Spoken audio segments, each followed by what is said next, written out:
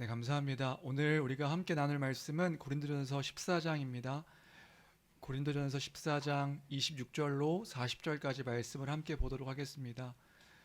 고린도전서 14장 26절로 40절까지 제가 가진 성경은 신약성경 281페이지입니다. 신약성경 281페이지 고린도전서 14장 26절로 40절까지입니다.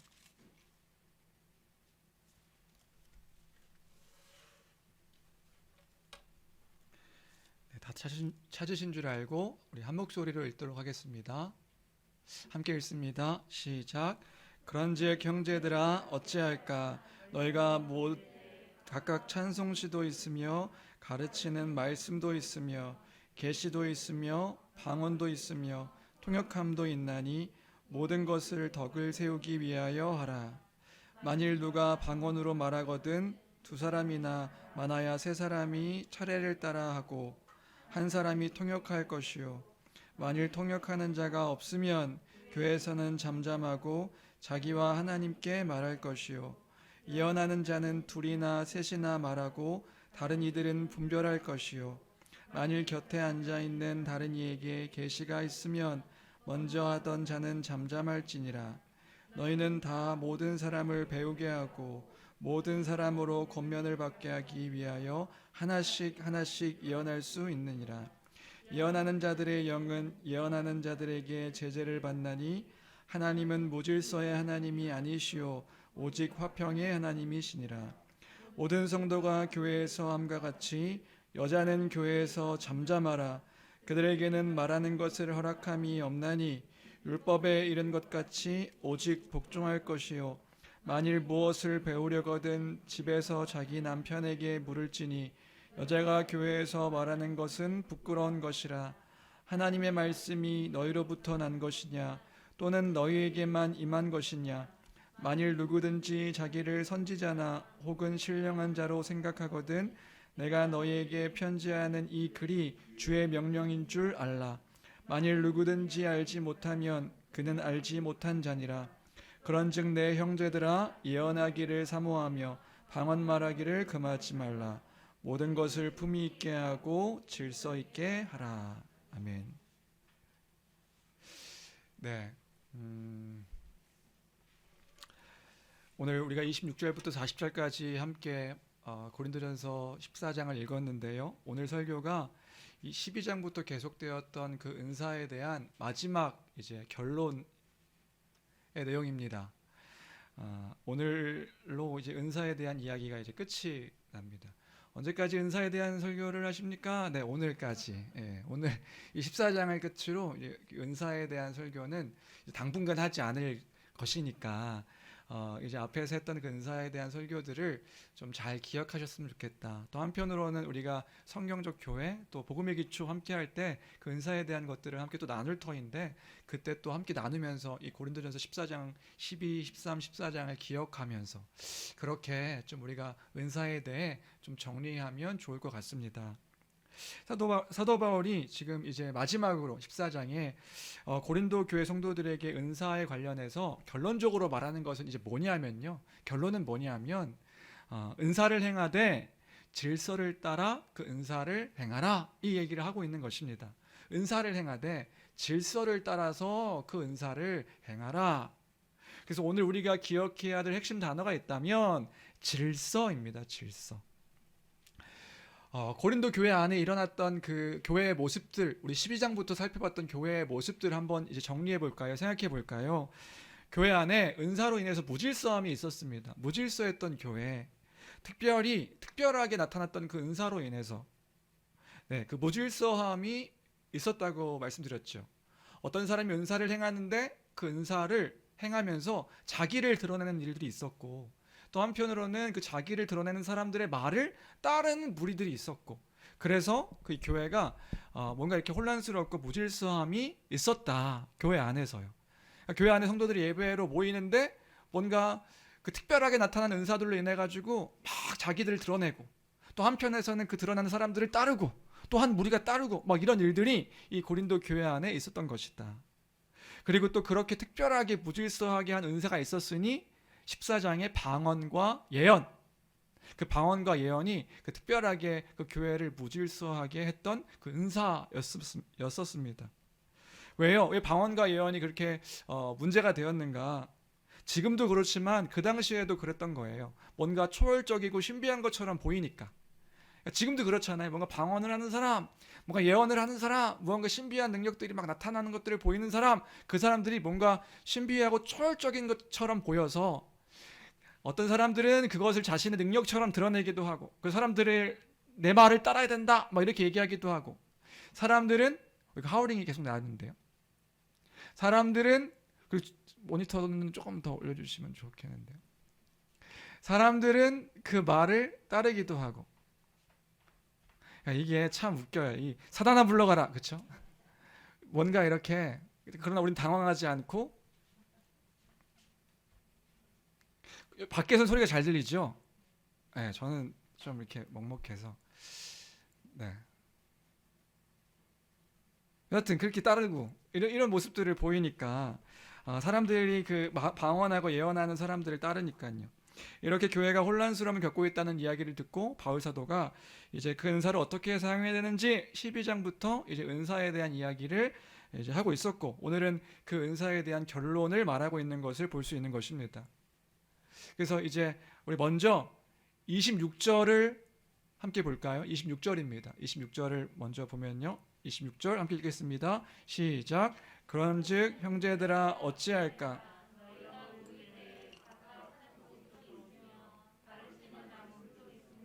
계시도 있으며 방언도 있으며 통역함도 있나니 모든 것을 덕을 세우기 위하여 하라.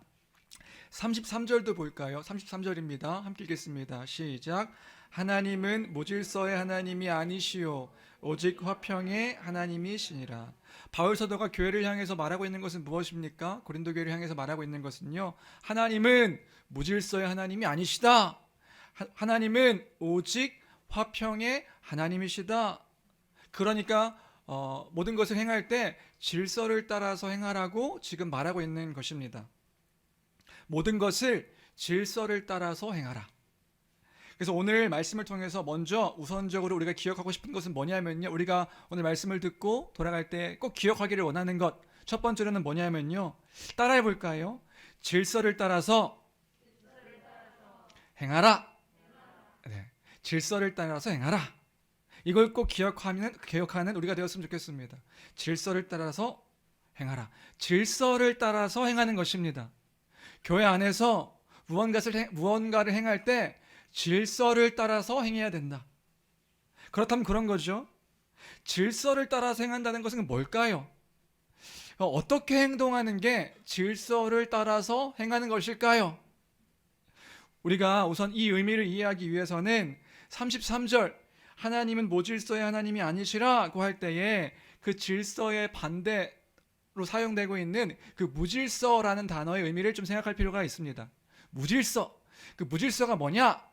원어로 보니까 이 무질서라는 단어가요, 아카타스타시아 이거더라고요. 아카타스타시아, 그 무질서의 그 의미를 봤더니 뭐냐면요, 그 무질서는 이런 의미더라고요. 정치적인 혁명, 정치적인 무슨 소요로 인해서 혼란, 혼돈을 겪고 있는 그런 상태. 그러니까 뭔가 정치적으로 막 혁명이 일어나고 뭔가 이렇게 소란스러워져서 막 혼란스럽고 그 무질서한 상태를 이제 혼란스럽고 혼돈스러운 상태를 이제 무질서라고 이렇게 이야기하고 있는 거란 말이죠. 그러니까 이런 의미입니다. 이런 이미지인 거죠. 그러니까 나라나 어떤 공동체에 무언가 혁명적인 사건이 일어난 겁니다. 무언가 막 큰 소요가 일어난 거예요. 소란이 일어난 거죠. 그러니까 그로 인해서 사람들이요, 혼란과 혼돈에 빠지고 분열되고, 그래서 막 흉흉하고 막 소란스러운 그런 그 이미지, 그러니까 막 나라가 막 공동체가 막 어지러운 그런 이미지, 그 이미지가 무질서, 이 무질서의 이미지인 것입니다. 사람마다 다를 수 있겠지만 이 무질서라는 단어의 의미를 생각하니까요, 우크라이나의 그 전쟁에 대한 그 영상들이 막 떠오르더라고요. 그런 이미지, 막 뭔가 혼란스러워가지고 사람들이요 막 우왕좌왕하면서 불안해하고 뭔가 이렇게 하는 그 이미지. 어떤 분들은 그런 이미지를 떠올릴 수도 있겠죠. 지금 이제 얼마 안 있으면 이제 대선인데 지금 이게 나라가 지금 혼란스럽잖아요. 이러면 막 어떻게 뭐가 지금 제가 지난주 목요일 날 어떤 그 개척하신 동기 목사님 교회를 가니까 그 교회 목사님 어떤 성도님이 저를 잡고 막 정치 얘기를 막 하는데 막 나라가 막 난리가 났다는 거예요. 막 지금 뭐 거의 뭐 누구를 뽑느냐 막 저를 잡아놓고 누구를 뽑느냐, 목사님은 어떻게 생각하시냐. 그럼 제가 뭐라고 대답했을까요? 저는 성도님 편입니다. 그렇게 얘기했죠. 저는 성도님 편입니다. 누구를 뽑아야 되냐, 저기 80년대 민주화운동부터 쭉 얘기하시는데 계속 듣고 있다가 손님인데 계속 지금 이게 혼란스럽다는 거예요. 그 이미지, 무질서하고 막 뭔가 분열이 일어나고 싸우고 다투고 뭔가 반목하는 그런 이미지, 그게 이 무질서라는 단어의 그 이미지라는 것이지요. 사도 바울은요, 교회를 향해서 하나님은 그런 하나님이 아니시다, 무질서의 하나님이 아니시다, 지금 그 얘기를 하고 있는 것이란 말입니다. 하나님께서 허락하신 은사를 사용하는데 교회가 그런 모습을 보이면 안 된다, 지금 사도 바울은 이런 이야기를 하고 있는 것이란 말입니다. 잘 기억하십시오. 여러분들, 이제 결론적으로 이야기하는 겁니다. 잘 기억하십시오. 뭐예요? 만약에 교회 안에 이런 문제가 생긴다면요, 이런 모습이 교회 안에 생긴다면요, 그것은 우리가 은사를 잘못 사용하고 있는 것이다. 이것을 우리가 이 상황들을 바라볼 때에, 그런 상황들을 보게 되면 우리는 은사를 잘못 사용하고 있는 것이구나, 이것을 깨달아야 한다는 것입니다. 내가 사용한 은사로 인해서, 내가 은사를 사용해요, 뭔가 은사로 뭔가 교회 안에 그 은사를 행합니다. 근데 그 은사를 행함이 교회 안에서 큰 분쟁과 갈등과 무슨 소란과 혼란으로 일어나게 된다면, 그것이 무질서로 나타난다면, 그때 나는 생각해야 한다고요. 뭘 생각해야 돼요? 내가 지금 은사를 잘못 사용하고 있는 것이구나. 내가 지금 사용한 은사가 잘못된 것이구나. 이것을 우리가 생각해야 되는 것이란 말입니다. 누군가 다른 사람이 이야기하기 전에 내가 먼저 돌아봐야 한다고요. 은사가 지금 잘못 사용되어지고 있구나. 제가 왜 계속 크게 얘기하냐면 하울링이 나가지고 있구나. 가끔은요, 은사를 강조하시는 분들을 보면 이렇게 말씀하시는 것을 볼 수 있어요. 뭐냐면 방언을 하시는 분들이 이렇게 말씀하시는 거예요. 하나님이 내게 이런 특별한 은사를 주셔서 내가 방언을 하게 됐다. 하나님이 이런 마음을 내게 지금 주셨는데 내가 어떻게 이걸 하지 않을 수가 있느냐. 내가 하지 않을 수가 없다. 하나님이 지금 이런 마음을 주시고 이런 감동을 주셔서 난 지금 이런 은사를 사용하지 않을 수가 없다. 이렇게 말하시는 분들이 계시는 거예요. 또 어떤 사람들은요, 예언을 하면서 이렇게 말씀하시는 거죠. 하나님이 제게 이런 특별한 은사를 주셨습니다. 하나님이 이런 마음을 주셔서 이런 감동을 주셔서 저는 이런 예언을 할 수밖에 없습니다. 하나님이 제게 주신 것인데 제가 어떻게 멈출 수가 있습니까? 이렇게 이야기하는 거예요.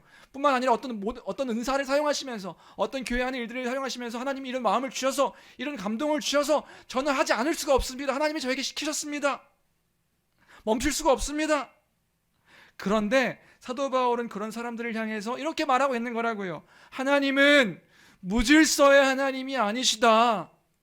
하나님은 무질서한 분이 아니시다. 그러니까 하나님은요, 질서를 따라서 그 은사를, 어떤 교회 안에서의 무슨 일들을 행하기를 원하신다고요. 그것이 하나님의 뜻이라고요. 하나님의 뜻이 그것이라는데, 내가 하나님이 이런 마음을 주셔서, 그 마음보다 중요한 건 하나님의 뜻이라고요. 하나님의 뜻은 뭐냐 하면 무질서한 하나님이 아니시다. 질서를 따라 행하는 것이 하나님의 뜻이다. 우리의 감정, 우리의 감동, 우리에게 허락하신 그 마음보다 중요한 건 하나님의 말씀을 통해서 분명하게 허락하신 그 기준인 줄로 믿습니다. 그 질서를 따라 행하는 것이 하나님의 뜻이란 말입니다. 단순히 방언과 예언뿐만이 아니라 모든 은사가 그런 거예요. 우리가 은사를 행할 때에, 생각할 때에 우리가 생각해야 되는 겁니다. 뭐예요? 이것이 질서를 따라 행하는 것인가? 우리는 이 생각을 해야 하는 것이다. 이것이 우리의 생각, 우리의 기준이 되어야 할 줄로 믿습니다. 다시요. 그러니까 우리가 우리 은사를 행할 때마다 기억해야 하는 거예요. 생각해야 하는 거예요. 감정 따라 움직이는 것이 아니라 말씀을 따라 기억하고 생각해야 한다고요. 뭐예요? 이 은사를 사용함이 무엇을 위한 것인가? 교회를 세우기 위한 일인가? 은사를 그 교회를 세우기 위해서 허락하셨는데 정말로 교회를 세우기 위해서, 교회를 온전하게 세우기 위해 내가 지금 이 일을 하고 있는가? 이것이 결국 하나님의 질서를 드러내는 일인가? 를 생각하고 행동해야 하는 것이란 말입니다. 만약에요, 우리에게 허락하신 그 은사를 통해서 그리스도의 영광이 드러나지 않는다면, 그리스도의 영광을 드러내지 않는 것이라면 주 안에 사랑하는 성도 여러분, 멈추시는 여러분들 되시기를 주님의 이름으로 축원합니다. 멈춰야 하는 거예요. 아무리 내게 좋고 선한 의도로 할지라도, 나는 선한 의도로 하는 건데, 그런데 그것이 주의 몸된 교회를 세우는 것과 반대되는 일이 일어나고 막 소요가 일어나고 분쟁이 일어나는 일이라고 한다면 멈춰야 되는 것이란 말입니다. 멈추는 거라고요. 내 입술로든 마음으로든 행동으로든 멈춰서 생각해야 하는 것이란 말입니다. 그리고 고민해야 되는 거죠. 이것이 진정으로 주님을 드러내는 일인가? 교회를 세우는 일인가? 내가 아니라 하나님이 정말로 드러나시는 일인가? 그것이 아니라면 그 은사는 잘못 행하고 있는 것이다. 그러면 질서 있게 은사를 행해야 된다고 얘기했는데, 질서를 따라 행한다는 것은 무엇을 의미하는 것인가? 이것도 33절을 통해서 우리가 좀 살펴보고 싶은데요. 33절 우리 같이 함께 다시 한번 읽어볼까요? 33절입니다. 시작. 하나님은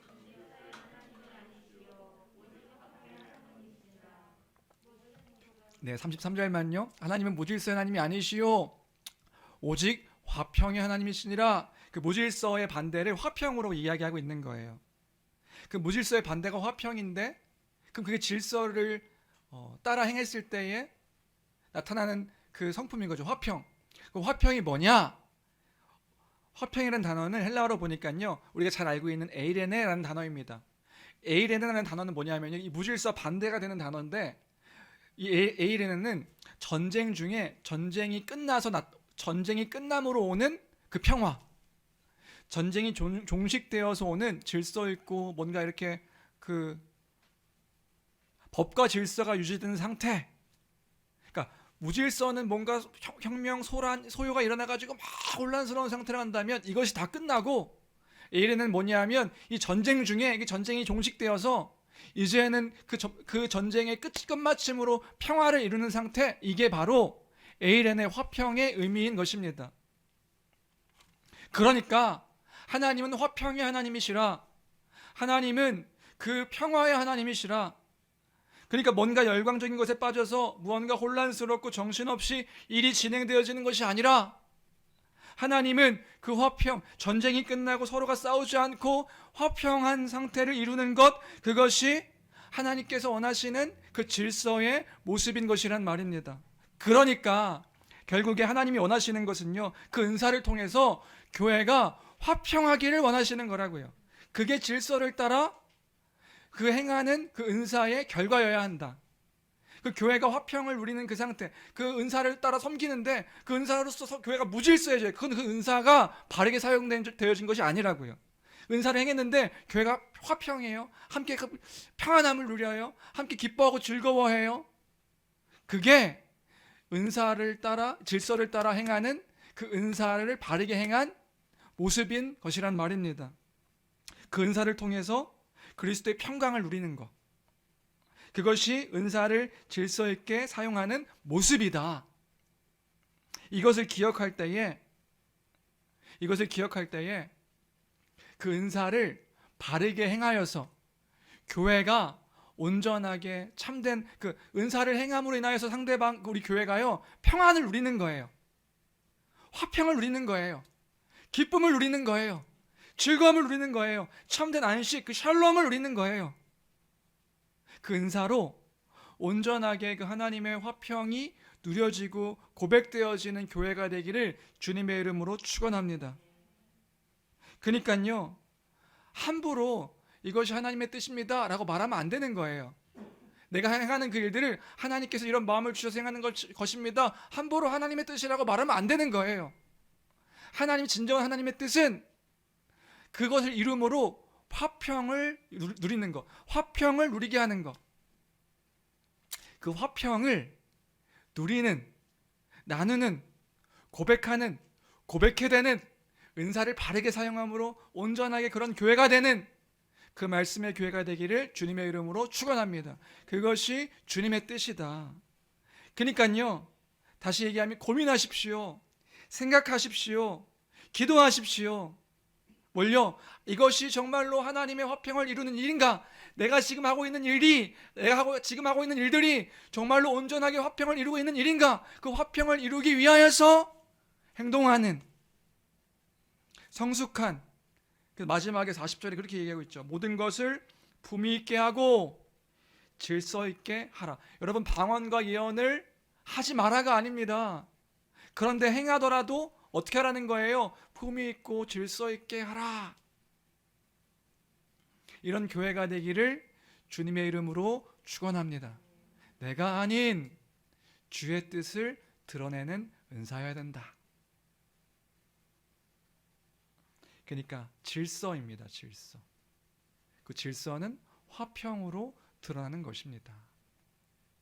두 번째로 오늘 그 26절부터 40절까지를 이제 이해할 때 오늘 본문을 이해함에 있어서 이제 두 번째로 생각해 보고 싶은 건 뭐냐면요. 두 번째로 이제 그 26절부터 40절까지 읽었는데 이 본문을 그 이해함에 있어서 이해가 좀 어려운 구절이 있습니다. 그게 뭐냐면요. 특히나 그 여성분들의 마음이 이제 또 어렵고 또 어려워지죠. 지난번에 한번 어려웠는데 또 어려워지고 또 불편해지는 그 구절. 갑자기 왜 중간에 그게 또 꼈을까요? 이게 중간에 하나가 딱 이상한 게 꼈죠. 뭐가 있냐면 남자분들은 좀 기분이 좋을 수도 있죠. 남자분들은 이제 좀 남성 동지들은 좀 기분이 좋을 수도 있는데 어깨가 좀 으슥해지는 구절이기도 한데 이제 은사를 말하다가 갑자기 34절부터 36절까지 사도 바울이 좀 이상한 얘기를 하는 것처럼 보이는 구절이 있습니다. 우리 34절부터 36절까지 같이 함께 읽어볼까요? 은사를 얘기하다가 갑자기 이런 얘기를 하는 거예요. 같이 함께 읽어보겠습니다. 함께 읽습니다. 시작. 여자는 교회에서 잠잠하라. 그들에게는 말하는 것을 허락함이 없나니 율법에 이른 것 같이 오직 복종할 것이요. 만일 무엇을 배우려거든 집에서 자기 남편에게 물을지니 여자가 교회에서 말하는 것은 부끄러운 것이라. 하나님의 말씀이 너희로부터 난 것이냐 또는 너희에게만 임한 것이냐. 36절까지만요. 뭐라고 말하는 거예요? 여자들은 교회에서 잠잠하라. 한두 분이 이제 얼굴이 좀 이렇게 뭐야 이러시는 분이 안 웃으시고 이렇게 탁 여자는 교회에서 잠잠하라. 그들에게 말하는 것이 허락되지 않았대요. 오직 복종하래요. 이것은 어떻게 이해해야 될까요? 교회 안에서 그 여성분들은 아무 말도 하지 말고 입도 좀 다물고 여자는 오직 복종하는 존재이니 무조건 그 남자의 말에 순종하십시오. 그 이야기를 하는 걸까요? 뭐 아닌 것 같죠. 그렇게 얘기하면 좀 기분 나쁘신가요? 여자들은 아무 사역도 하지 말고 교회 안에서는 그냥 조용히 계십시오. 뭐 이런 의미일까요? 우리 자라나는 우리 여자아이들도 있는데 이걸 어떻게 잘 가르치면 좋을까요? 네. 교회에서는 아무 사역도 여자는 하면 안 된다. 예전에 이 말씀을 근거로 그 여자 그 사역하시는 분들의 어떤 사역을 좀 이렇게 제한하는 구절이기도 했었던 것 같습니다. 그런 이야기를 하는 걸까? 근데 오늘 이 본문도 사실은 그 당시의 교회적 상황과 맥락에서 좀 이해할 필요가 있습니다. 이 본문을 이해하기 위해서는 문맥 안에서 좀 이해하고요. 은사와 관련해 가지고 지금 이야기를 하고 있는 것이다. 그걸 좀 한번 생각해 봐야 되고요. 그래서 사실 이 구절이 이제 좀 불편하기도 하고 또 하니까 어떤 신학자들은 이건 삽입된 구절이다 이렇게 보기도 하거든요.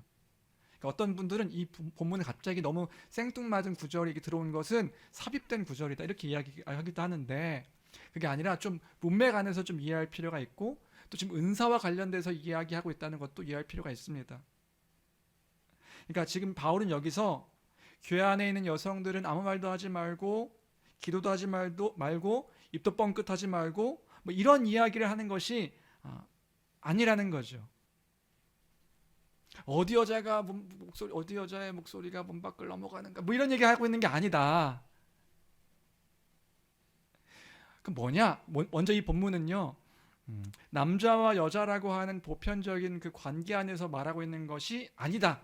이걸 좀 이해할 필요가 있습니다. 그러니까 남자와 여자, 그러니까 여자는 무조건 잠잠하고 남자는 남자, 이런 관계에서 이야기하고 있는 것이 아니다. 이게 첫 번째로 이해할 이해 내용인 것 같고요.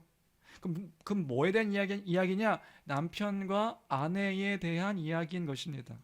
남편과 아내의 관계 안에서 말하고 있는 거예요. 그러니까 그런 거죠. 기본적으로 우리가 고린도전서 11장에서 함께 나눴듯이 이것은 분명합니다. 하나님은 창조의 질서 아래서 여자의 머리를 남자로, 남자의 머리를 그리스도로, 그리스도의 머리를 하나님으로 이렇게 그 권위를 허락해 주셨습니다. 이것은 하나님께서 허락하신 창조의 질서입니다. 그래서 하나님은요, 그 머리로 하여금 권위를 세우셨습니다. 이 안에서의 권위는 이 세상에서 말하는 계급, 어떤 구조를 이야기하는 게 아니었죠. 이것은 하나님께서 세우신 권위, 근데 이 권위는 섬김의 권위였습니다. 이것과 관련해 가지고 잘 기억이 안 나시는 분은 11장 그 설교를 다시 한번 기억하시면 다시 한번 들으셔도 좋을 것 같고요. 지금 다시 얘기할 수 있는 상황은 아니니까. 하나님께서는 창조의 질서를 통하여서 하나님의 권위를 세우셨다. 근데 그 권위는 막 누르고 억압하고 이런 권위가 아니라 사실은 섬김의 권위였지요. 근데 여하튼 그런데요, 고린도 교회 안에 이런 일이 발생한 거예요. 어떤 일이 발생했냐면 남편이 은사를 통해서 교회 성도들을 섬기는데 아내가 그 은사를 평가하고 그 은사에 개입하는 일이 발생하게 된 겁니다. 무슨 말인지 되세요? 남편이요, 그 교회 안에 있는 남편과 아내가 함께 교회를 섬기고 있는데 남편이 은사를 통해서 성도들을 섬기는 거죠. 근데 그 성도들을 섬기는 그 은사를 아내가 평가하고 그것이 옳고 그른지를 개입하는 일들이 생긴 거예요. 그래서 예배를 혼잡하게 하고 남편의 그 교회 안에서의 권위를 흔드는 일들이 발생하게 된 거죠. 그것이 또한 교회 안에서 무질서함으로 나타나는 일이 발생하게 된 겁니다. 무슨 말인지 되세요? 쉽게 말해서 남편이 뭘 하고 있는데 아내가요, 그 남편이 하고 있는 일들을 막 그 사람들 앞에서, 교회 안에 있는 사람들 앞에서 막 무시하는 거예요. 그러니까 남편은 어떤 마음이 들죠? 모욕감을 느끼는 거죠. 근데 이게요, 뭐 지금 시대에도 기분 나쁜 일이긴 하지만 이게 2000년 전 일이라고요. 이 문화, 시대 문화가 어떤 문화냐면 2000년 전 문화라고요. 그러니까 아내들이 자신 남편을 평가하고 그 평가로 인해서 교회 안에서 남편들이 그 모욕을 받는다는 거 느끼는 것들이 지금보다 더 훨씬 더 심각한 문제가 되어지는 시대가 고린도 2000년 전 고린도 지역의 문화였단 말입니다. 지금도 좀 남녀가 지금 평등하다고 말하는 시대이죠. 맞죠? 평등하죠. 그러니까 그 평등을 말하지 않는 게 아니라 그 당시에는 더 남녀의 구분이 심했던 시기니까 그 당시에는 더 큰 문제가 됐던 거예요. 그럼 왜 아내들이 교회 안에서 남편들의 그 은사를 행함을 평가하고 그것들에 대해서 지적하고 하는 일들이 일어나게 됐을까요? 그게 뭐였냐면 그 여성들의 교만의 문제였습니다.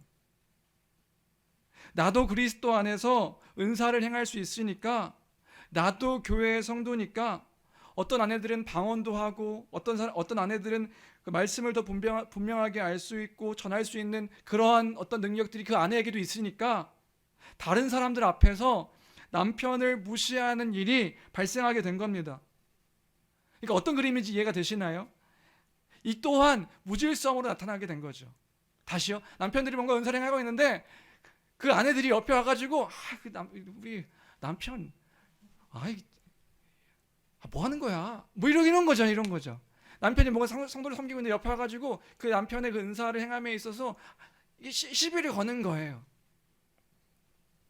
그래서 바울 사도는 여자 성도들에게, 특별히 아내된 성도들에게 말하고 있는 것입니다. 뭐라고요? 여자는 교회 안에서 잠잠하라. 근데 이 말을 오해하면 안 됩니다. 이 말은 여성들은 교회 안에서 입도 뻥끗하지 마라, 이런 말이 아니라고요. 여자들은 교회 안에서 아무 사역도 하지 마라, 이런 말이 아니라고요.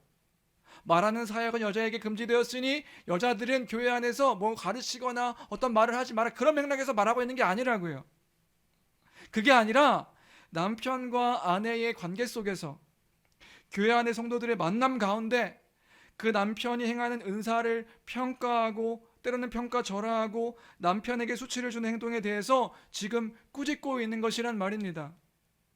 그 건의를 해하지 말라.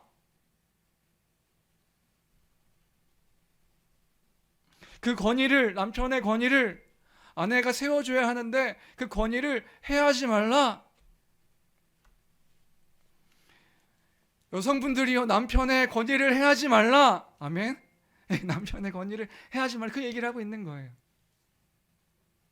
그럼 어떤 분이 이렇게 따질 수 있겠죠. 아니 그럼 목사님, 그럼 남편들이 아내를 무시하면 어떻게 합니까? 지금 그런 맥락에서 얘기하고 있는 건 아닌데, 남편들이 그러면 아내가 교회에서 뭐 하고 있는데 남편들이 무시하면 어떻게 합니까? 남편들도 무시하면 안 되죠.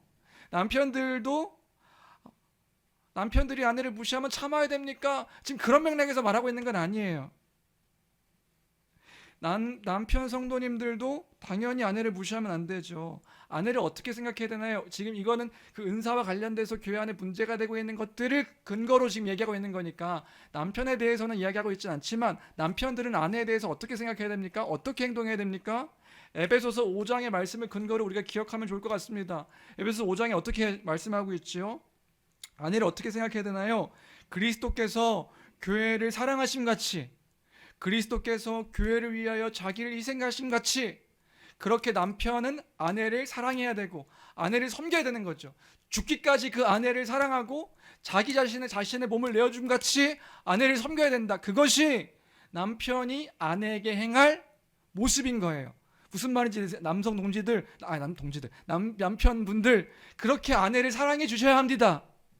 근데 여기서 말하는 건 아내들에게 말하는 거예요. 아내들을 향해서 말하고 있는 거예요. 뭘요?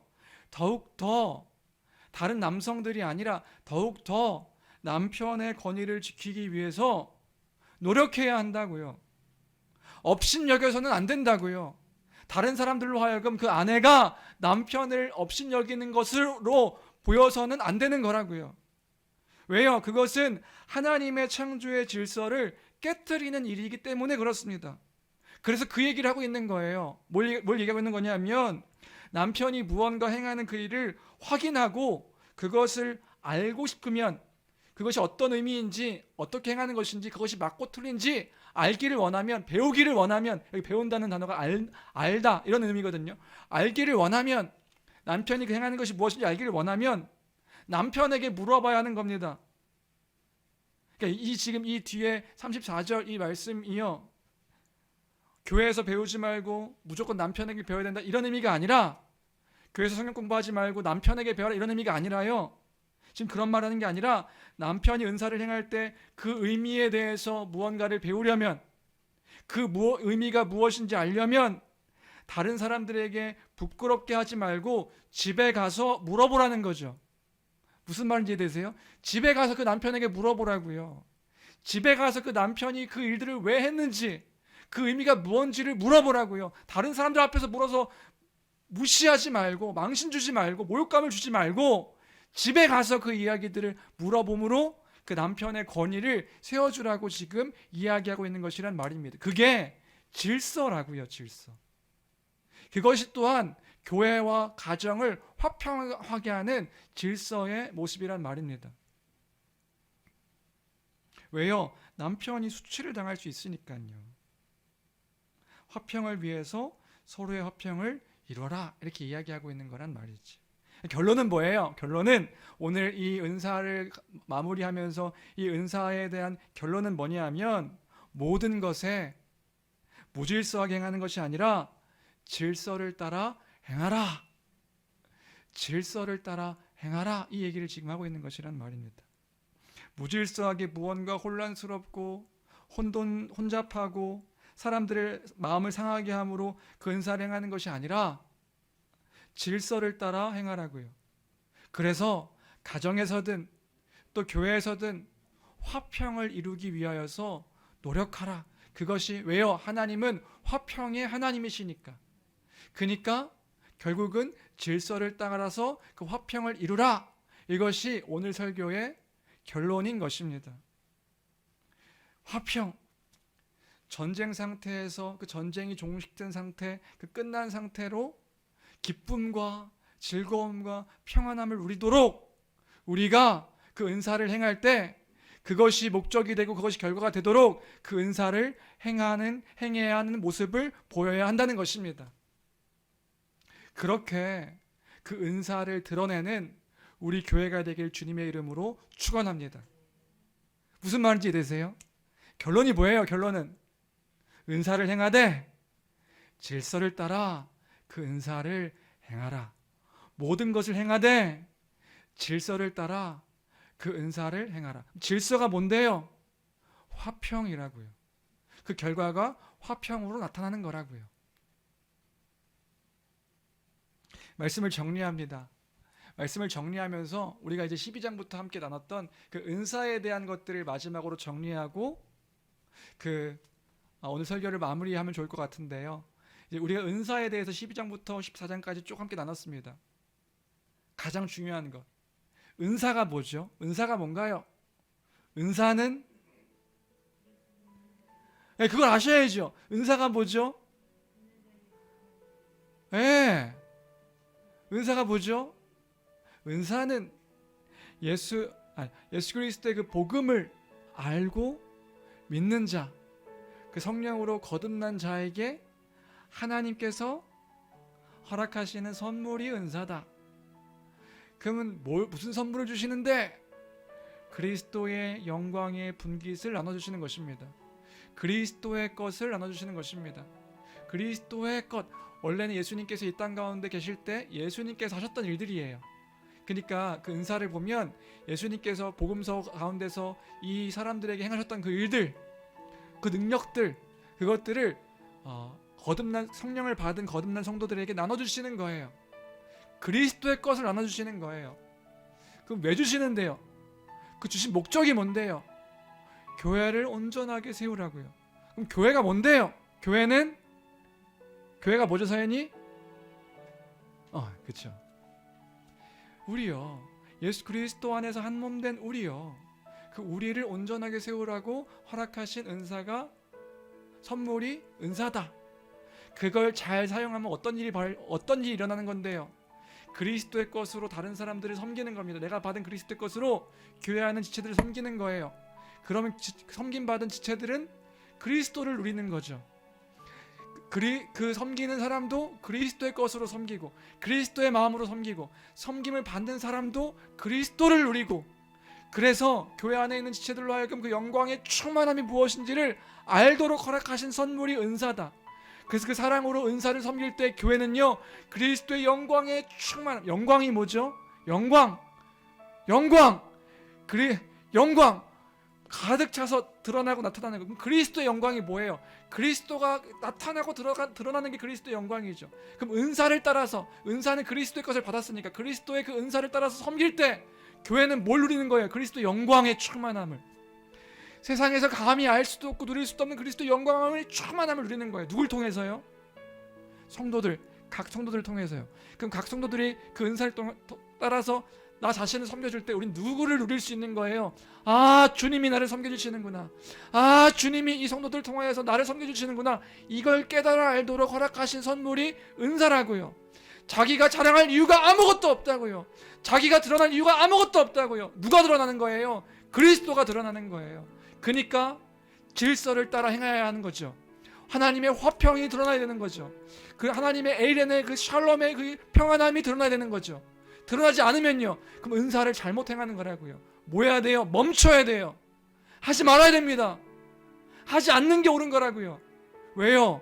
내가 드러나고 뭔가 분란이 있고 소란이 있고 혼돈이 있고, 그건 주님께서 허락하신 은사의 목적이 아니기 때문에 그런 겁니다. 내가 받았으니까, 내게 마음을 주셨는데, 아니요, 그 마음보다 중요한 건 하나님께서 화평의 하나님이신지라 질서를 따라 행하는 걸 원하시는 거라고요. 그 질서를 따라 행할 때 우리 교회는 그 주님의 그 충만한 그 영광을 온전하게 누리게 될 줄로 믿습니다. 그 은사를 행하는, 은사를 바르게 행함으로 그 주님의 참된 교회가 되는 그 말씀의 교회가 되길 주님의 이름으로 축원합니다. 그런 모습이 보여야 되는 거예요. 그런 모습이 나타나야 되는 거예요. 그런 은사를 행함의 모습이 나타나야 되는 거예요. 그것을 이루는 우리가 되었으면 좋겠습니다. 네, 오늘은 은사에 대한 마지막 설교였고요. 다음 주에는 고린도전서 15장 함께 나누도록 하겠습니다. 우리 마지막으로 그래서 이 찬양 함께 고백했으면 좋겠는데요. 나의 가장 낮은 마음, 그 낮은 마음으로 우리 교회를 섬기고, 교회를 섬길 때 그거 아세요? 우리 각 지체들을 섬길 때 하나님을 섬기는 거예요. 하나님을 섬기는 마음으로 그 지체들을 섬기는 거예요. 또 하나님을 사랑하는 것을 통하여서 지체들을 섬기는 거고요. 그런 우리가 되어야 된다는 그 마음으로 이 찬양 함께 고백했으면 좋겠습니다. 나의 가장 낮은 마음 함께 찬양하시고 기도하도록 하겠습니다. 우리 박수치며 찬양할까요?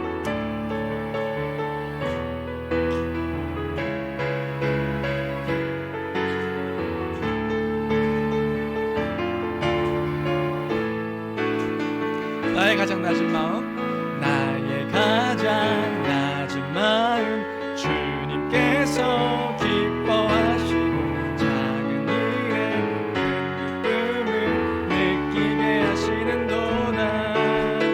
내가 지쳐 무력할 때 주님 내게 힘이 되시고 아름다운 하늘나라 내 맘에 주시는도다.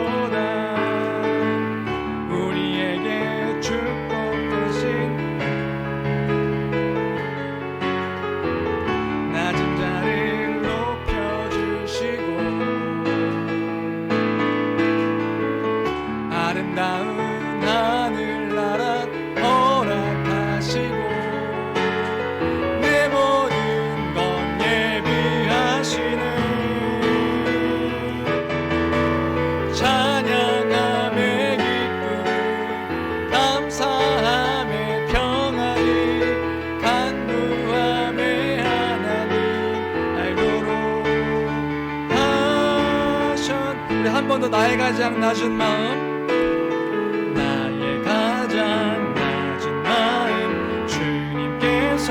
기뻐하시고 작은 일에 큰 기쁨을 느끼게 하시는도다. 내가 지쳐 무력할 때 주님 내게 힘이 되시고 아름다운 하늘나라 내 맘에 주시는도다.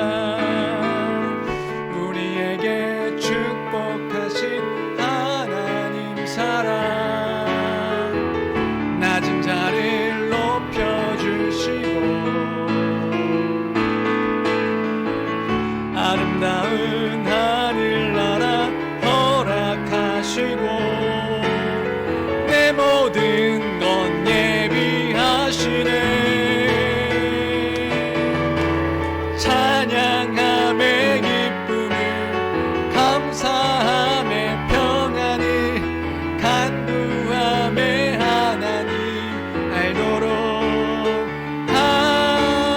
마지막으로 찬양함의 기쁨을, 찬양함의 기쁨을 감사함의 평안을 간구함의 하나님 알도록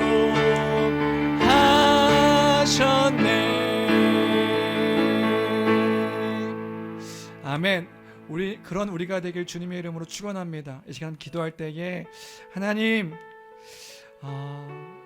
내게 허락하신 그 은사를 잘 사용하여서 주의 몸된 교회를 잘 세우는 주의 거룩하고 순결한 종 되게 해달라고 함께 기도했으면 좋겠습니다.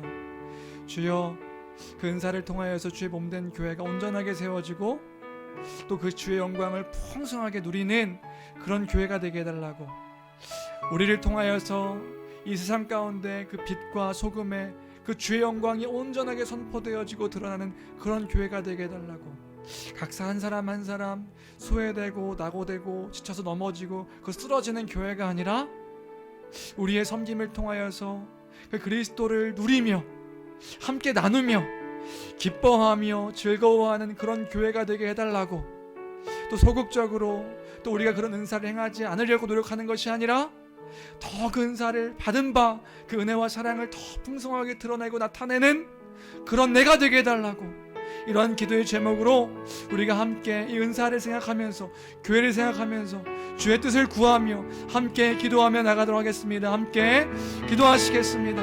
참 좋으신 하나님 아버지, 감사합니다. 하나님, 우리를 주의 몸된 교회로 불러주시고 그 복음 가운데 우리를 알게 하시고, 주님 그 복음을 믿음으로 말미암아 그리스도 안에서 한 몸된 교회로 세워주시고, 주님 특별히 은사를 허락하여 주심으로 말미암아 그 은사를 알게 하셔서 어떻게 사용해야 하는지, 무엇을 위해 사용해야 되는지, 어떤 교회가 되어야 되는지 아버지 하나님 알게 허락해 주심을 주님 감사합니다. 하나님, 그런 교회가 되기를 소망합니다. 하나님 아버지, 우리가 그런 교회가 되게 도와 주옵소서. 한 사람 한 사람 그 받은 바 은사를 따라 행할 때에 그리스도의 영광의 풍성함이, 주님의 그 풍성함이 아버지 그렇게 누려지고 고백되어지고 또 함께 되어지는 그런 교회가 되기를 간절히 빌고 원하옵나이다. 이 세상 가운데 하나님 나라의 현신 교회를 주께서 세워주셨사오니 주의 말씀에 순종하여 그 말씀에 순종하기로 결단하는 그런 교회를 세워주셨사오니 하나님의 나라가 이 교회를 통하여서 누려지게 고백되어지게 도와주옵소서. 하나님 아버지, 그런 우리가 되어지기를 간절히 빌고 원하옵나이다. 주님, 하나님의 은혜가 필요합니다. 그래서 하나님의 사랑이 더욱더 기억되어지기를 원합니다. 나의 영광이 드러나고 나의 뜻이 드러나고 나의 마음이 드러나고 아버지 내가 드러나는 것이 아니라 주님, 다른 사람들을 이해하고 섬기며 사랑하는 아버지 그러한 내가 될 수 있도록 도와주옵소서. 혼란과 혼돈스러움과 그렇게 분열의 아버지 근사의 사용이 아니라 화평의 하나님이시기에 참된 그 에이레네의 평강이 이 교회 가운데 가득할 수 있도록 도와주옵소서. 우리 아이로부터 작년에 이르기까지 이 교회 안에 있는 모든 지체들을 붙잡아 주시옵시고, 하나님 아버지 그리하여서 하나님의 사랑이 우리 성도들을 통하여서 흘러넘치는 교회가 될 수 있도록 도와주옵소서. 하나님 아버지, 그 안에 내가 있습니다. 주님, 그 안에 내가 있습니다. 나의 아집과 고집과 생각을 꺾게 하시고, 하나님 아버지, 내가 어떻게 하면 주님이 드러날 수 있을까? 내가 어떻게 하면 그 주님의 사랑을 드러낼 수 있을까? 아버지, 나의 삶과 아버지 나의 생활을 통하여서 그 주님이 드러날 수 있도록 아버지 하나님, 나의 믿음 없음을 도와주시고 주의 사랑이 풍성하게 누려질 수 있도록 고백되어질 수 있도록 주여 도와주옵소서.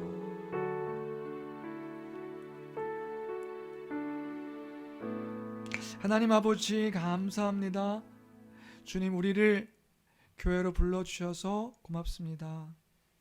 그 교회가 무엇인지, 교회로 부르신 이유와 목적이 무엇인지, 교회를 통해서 어떤 것들을 허락하셨는지, 그 복음을 통하여서 그 한 몸된 교회로 세우심이 무엇인지 우리가 그 의미를 날마다 기억하여 그 복음의 복된 소식으로 말미암아 기뻐하고 즐거워하며, 특별히 교회를 허락하신 은사를 따라서 잘 섬기며 그리스도의 영광의 충만함을 누리도록 주여 은혜 베풀어 주옵소서. 그런 교회 되어지기를 간절히 소망합니다. 이 혼란하고 혼돈스럽고 무질서한 세상 속에서 주의 질서를 따라 그렇게 살아가고 살아내는 교회를 보기를 원합니다. 주님, 주인 되어 주셔서 이 교회를 그렇게 사용하여 주옵소서. 함께 해주시기를 간절히 소망하며 존귀하신 우리 주 예수 그리스도의 이름으로 기도합니다. 아멘.